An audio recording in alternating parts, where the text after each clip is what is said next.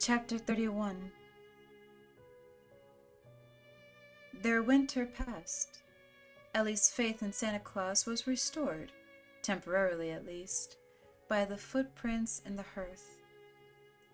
Gage opened his presents splendidly, pausing every now and then to munch a particularly tasty-looking piece of wrapping paper.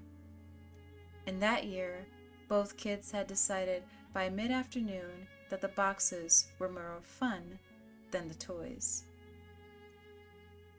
The Crandalls came over on New Year's Eve for Rachel's eggnog, and Louis found himself mentally examining Norma. She had a pale and somehow transparent look that he had seen before.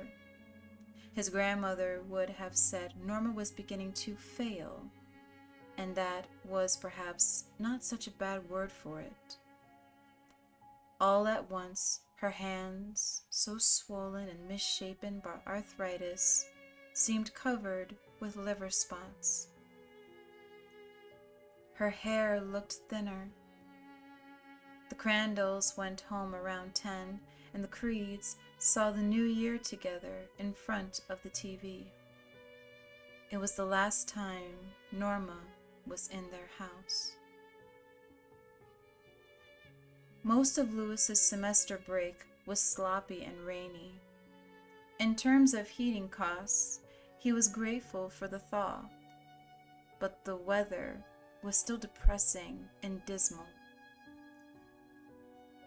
He worked around the house, building bookshelves and cupboards for his wife, and a model Porsche in his study for himself. By the time classes resumed on January 23rd, Louis was happy to go back to the university.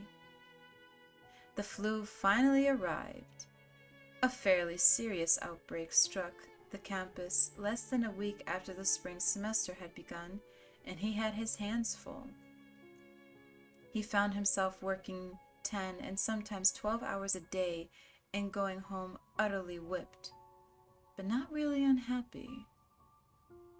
The warm spell broke on January 29 with a roar.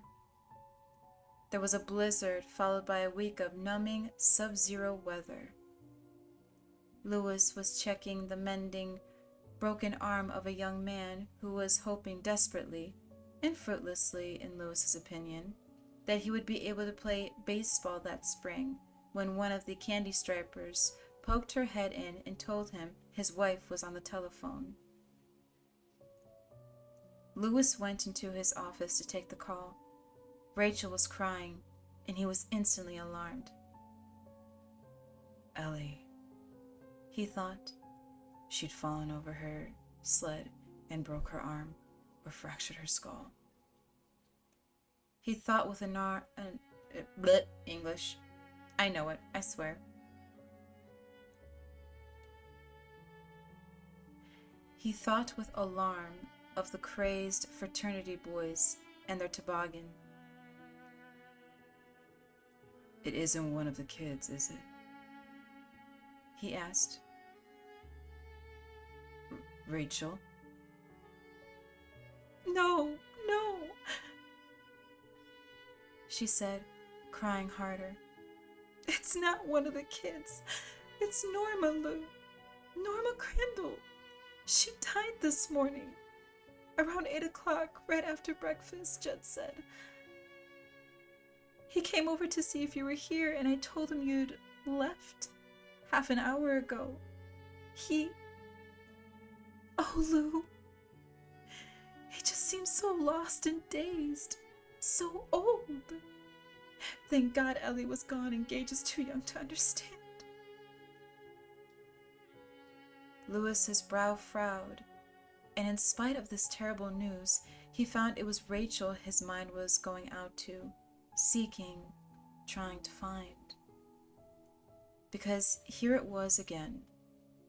Nothing you could quite put your finger on, because it was so much an overall attitudinal fix. That death was a secret, a terror, and it was to be kept from the children above all to be kept from the children, the way that Victorian ladies and gentlemen had believed the nasty, grotty truth about sexual relations must be kept from the children. "Jesus," he said. "Was it her heart?" "I don't know," she said. She was no longer crying, but her voice was choked hoarse. "Could you come, Louis? You're his friend, and I think he needs you." "You're his friend. Well, I am," Louis thought, with a touch of surprise.